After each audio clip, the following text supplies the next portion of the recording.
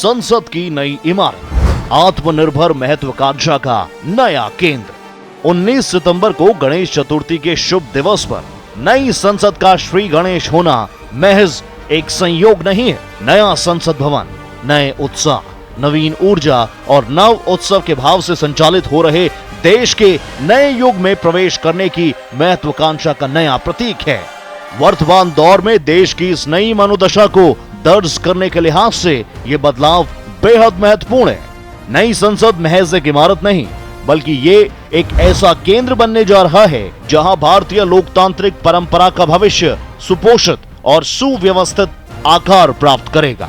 संसद के नए परिसर के पीछे का दृष्टिकोण न केवल एक स्वतंत्र बल्कि आत्मनिर्भर भारत की ओर बदलाव को चिन्हित करता है। 65,000 वर्ग मीटर में फैला त्रिकोणीय आकार का नया परिसर 140 करोड़ भारतीयों की आकांक्षाओं का प्रतिबिंब है।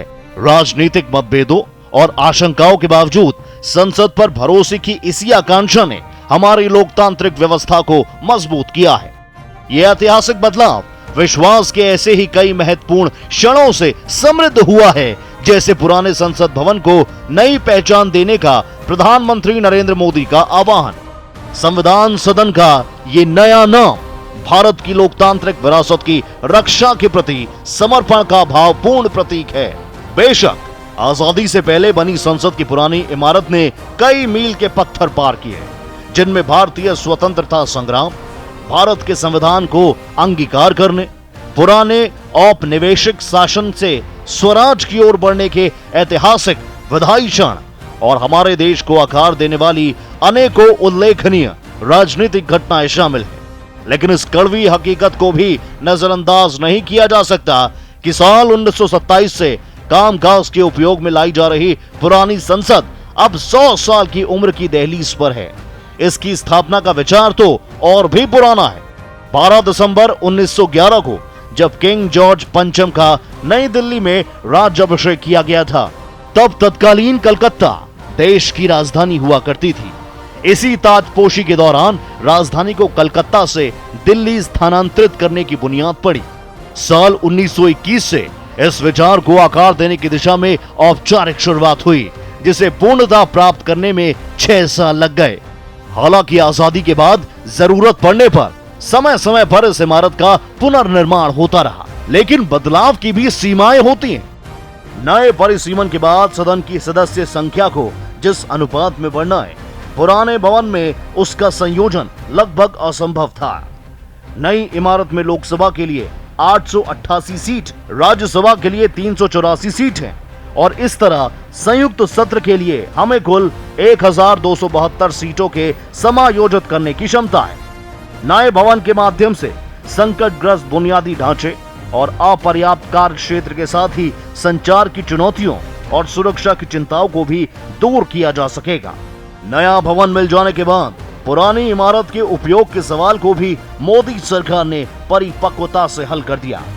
सरकार ने पुराने और नए संसद भवन दोनों को सौहार्दपूर्ण ढंग से सह अस्तित्व में रखने का निर्णय लेकर व्यवहारिकता और दक्षता दिखाई।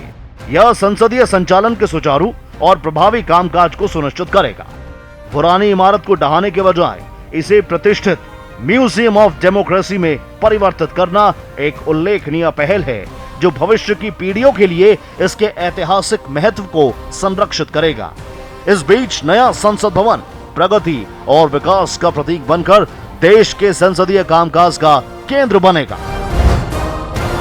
शास्त्रों में ऐसा माना जाता है कि जब किसी नाम का जप एक ही लय में कई बार किया जाता है तो वो तपस्या की ध्वनि बन जाती है। तात्पर्य यह है कि सामूहिक ध्वनि एक स्थान को एक आदर्श स्थान में बदलने की शक्ति रखती है। पुराने संसद भवन में सदन के प्रतिनिधियों की दशकों तक गूंजती रही आवाज ने इसे लोकतंत्र का तीर्थ स्थल बनाया है।